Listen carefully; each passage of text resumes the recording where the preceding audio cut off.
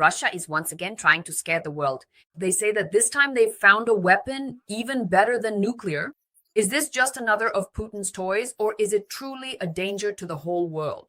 So, in today's fast-paced world, it seems like everything is changing by the minute, but some things remain constant. For example, the Russian authorities claims that they have once again invented a deadly missile capable of carrying a nuclear warhead and destroying, if not the entire world, then at least several major metropolises of the Western world. And it has happened again. Vladimir Putin says that Russia has prepared an unparalleled drone, one that has never been seen anywhere before. What is Poseidon, which they are talking about in Moscow, and is it really that dangerous for the world? Hello everyone, my name is Anastasiia Husarieva, and while you're liking this video, subscribing to our channel and leaving comments, I'll as usual tell you all the details we've managed to find out. So the head of Russia, Vladimir Putin, announced the testing of the Poseidon underwater unmanned vehicle, which is equipped with a nuclear power unit. According to the Kremlin leader, there are no analogs to this system in the world, and it is unlikely that any will appear in the near future. At the same time, the Russian side has been announcing the development and testing of the Poseidon for several years now. Mentions of the project date back to 2019. And quoting Putin, Russian state and propaganda media reported that during the latest tests, they managed not only to launch the device from the submarine carrier using the booster engine, but also to start up the nuclear power unit. According to the Russian president, the device was able to operate for an unprecedented amount of time, which was presented as an important technical achievement. And now I suggest we actually listen to what exactly Putin said and how he himself described this development. Vladimir Putin, of the new complex. This is an advanced, autonomous, unmanned underwater device, specifically known as Poseidon, which is also equipped with a powerful and integrated nuclear power unit for extended operational capabilities. For the first time, we managed not only to launch it from the carrier submarine using the starting engine, but also to activate the nuclear power unit. Blogger, and now let's try to make sense of all this.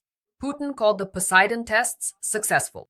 He noted that the drone is very compact, but at the same time surpasses even Russia's most advanced intercontinental ballistic missile, the Sarmat, in terms of power. It was also specifically emphasized that, according to claims, this device has no analogs in terms of speed and operating depth, and according to Putin, there are simply no means in the world capable of intercepting it. These statements were made against the backdrop of other reports about Russian tests of, once again, promising types of weaponry. A few days earlier, Putin spoke about the testing of the Burevestnik cruise missile, which features a nuclear propulsion system and unlimited flight range. This refers to a ground-launched missile capable of carrying a nuclear warhead, flying at low altitude, and remaining airborne much longer than traditional cruise missiles, which are limited by their fuel supply. Thanks to its nuclear power unit, the Burevestnik is claimed to be able to stay airborne for an extended period until it strikes its target. Russian Foreign Minister Sergei Lavrov, in turn, commenting on these tests, stated that after them, everyone somehow fell silent. At the same time, the reaction to the statements about nuclear developments was not long in coming. The President of the United States, Donald Trump, reminded that the United States also has nuclear submarines near the shores of Russia, adding that, in his opinion, Vladimir Putin should focus on ending the war against Ukraine. And despite yet another round of statements, the Poseidon project itself is not a new topic in the public sphere. In 2019, the Russian Ministry of Defense published a video that allegedly showed this underwater drone. The project, previously known under the designation Status 6, remains classified, but based on available data and expert assessments, it is assumed that the device is about 24 meters long. This makes it more similar to a mini-submarine or a submarine-launched ballistic missile than to a classic torpedo. According to widespread estimates, the Poseidon uses a nuclear reactor which allows it to reach speeds of up to 185 kilometers per hour and operate at depths of up to 1 kilometer. The device is said to be capable of carrying a warhead with a yield of up to 100 megatons. Such power, according to experts, is theoretically sufficient to create a giant tidal wave and cause massive damage to coastal infrastructure. It should be added here that the Poseidon project has drawn criticism and questions from military analysts since its inception. Naval weapons expert H.I. Sutton, after analyzing available images and data, concluded that Project 09851, which is considered the carrier for the Poseidons, shares many similarities with the Project 955A Boraya nuclear-powered ballistic missile submarines. In his opinion, both projects use a water-jet propulsion system. At the same time, Project 09851 differs in having less buoyancy reserve and a deeper hull position in the water when on the surface, as indicated by the waterline markings. According to Sutton's assessment, Project 09851 can be considered a modified Bore-A, but without the vertical launch silos for Bulava ballistic missiles. In addition, it is assumed that the Poseidon carrier is shorter. Its length is estimated to be about 135 meters, whereas the length of the Bore-A is approximately 170 meters. The nuclear torpedoes themselves are likely placed in torpedo tubes on the sides of the hull at a certain angle. Based on illustrations published by N.A. Sutton, comparisons have also been made of the dimensions of the Bore-A, the Khabarovsk submarine, and the Poseidon itself. The publication Defense Express noted that despite utilizing developments from the Bore-A project, the construction of the Khabarovsk submarine carrier has been delayed. The submarine was laid down back in 2014. Initially, the launch was expected around 2020, and commissioning was planned for 2024 to 2025, with the submarine anticipated to be stationed in Kamchatka as part of the Pacific Fleet. However, at present, the Russian side has not announced any official dates for the commissioning of the Khabarovsk. Meanwhile, Defense Express has also drawn attention to an issue that, in the publication's opinion, remains insufficiently discussed. Why is a separate carrier like the Khabarovsk needed at all if, according to statements by Russian officials and propagandists, the Poseidon has virtually unlimited range thanks to its nuclear reactor? Concerns about the Poseidon project have also been expressed at the international level. For example, in 2022, NATO intelligence warned its allies about possible tests of this underwater drone. This was reported by the Italian publication La Repubblica. One of the alliance's reports stated that the nuclear submarine Belgorod was deployed and moved to the Kara Sea, where tests of a torpedo with a nuclear warhead were likely conducted. It was claimed that the Poseidon is capable of traveling underwater distances of up to 10,000 kilometers. According to experts, this torpedo could theoretically cause a so-called radioactive tsunami. The effect of its use is compared to the launch of an intercontinental ballistic missile. At the same time, it is emphasized that launches of such a device are extremely difficult to track, since it was designed for minimal heat emission and silent movement at speeds exceeding 100 kilometers per hour.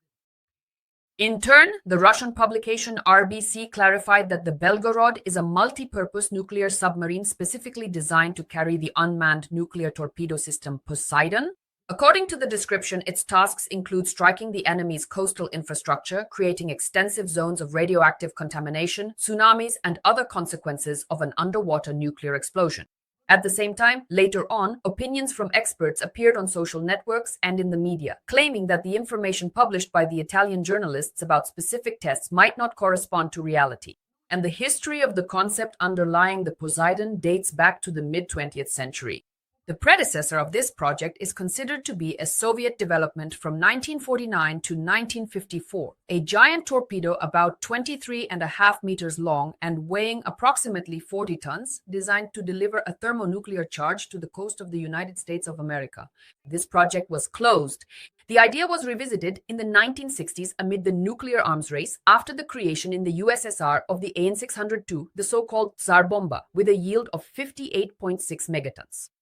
At that time, the possibility of creating an underwater version of the weapon was considered, which would combine a nuclear explosion with the effect of a giant wave.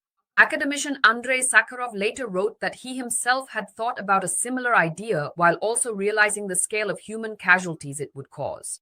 According to his recollections, the Rear Admiral who reviewed the project called it cannibalistic.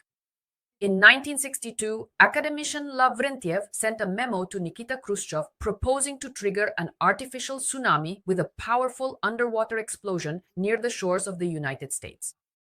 However, experiments showed that the actual damage was limited to an area of 2 to 5 kilometers from the water, not hundreds of kilometers as previously assumed. The concept was revisited in modern-day Russia. In 2010, work began on a project similar to the Soviet T-15. In the summer of 2015, Putin presented a new maritime doctrine, and a few months later, federal TV channels aired a presentation of the Status 6 system, which, as the CIA later concluded, was shown intentionally. The weapon's stated purpose explicitly mentioned striking coastal economic targets and creating zones of prolonged radioactive contamination. In 2018, the Pentagon acknowledged the fact that Russia was developing an intercontinental autonomous underwater nuclear torpedo. That same year, a vote was held in Russia to choose a name for the new weapon, and as a result, the name Poseidon was selected. And a number of experts and analysts refer to Poseidon as a doomsday weapon. Senior analyst at the National Institute for Public Policy and former Pentagon official Mark Schneider stated that such a system could become the largest nuclear weapon in history. He emphasized that the device is designed for mass destruction of civilian populations. The question of the warhead's yield remains a subject of debate. In 2018, the TASS agency reported a yield of 2 megatons. However, a number of military analysts, including Naval Today, believe that the real goal is to create a 100 megaton SAR torpedo. Such assessments were also mentioned by the editor-in-chief of Defense Express, Oleg Katkov, as he explained the capabilities and possible consequences of such an explosion, from a vast area of destruction to catastrophic radioactive contamination and long-term environmental effects. At the same time, Russian state media referred to the Poseidon as a superweapon, claiming that it combines a nuclear explosion, radioactive contamination, and a tsunami that, according to their statements, can reach significant heights and penetrate far inland. Friends, that's all we have gathered for today and managed to tell you so far. However, we continue to monitor all the most important events. Let us know in the comments what you think about this so-called doomsday missile. We will talk more about this with you. And of course, we'll see you in our next broadcasts. My name is Anastasiia Husarieva. Take care of yourselves and wash your hands with soap. Bye-bye, everyone.